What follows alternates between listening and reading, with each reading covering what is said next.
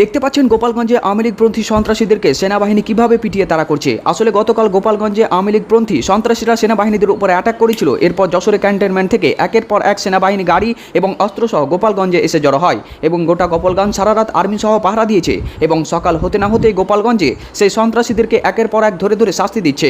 বর্তমানে গোপালগঞ্জের অবস্থা অত্যন্ত ভয়ঙ্কর। আওয়ামী লীগ এবং ছাত্রলীগের যেসব সদস্যরা এবং সন্ত্রাসীরা ছিল সেনাবাহিনীর উপর অ্যাটাক করেছিল, একের পর এক ধরে এমন তাদেরকে শাস্তি দেওয়া হচ্ছে তা আপনি বিশ্বাস করার মতো নয়। আপনি পুরো ভিডিওটি দেখতে থাকুন এবং শেষ পর্যন্ত দেখতে পাবেন তাদের অবস্থা এবং পরিণতি কী হতে চলেছে।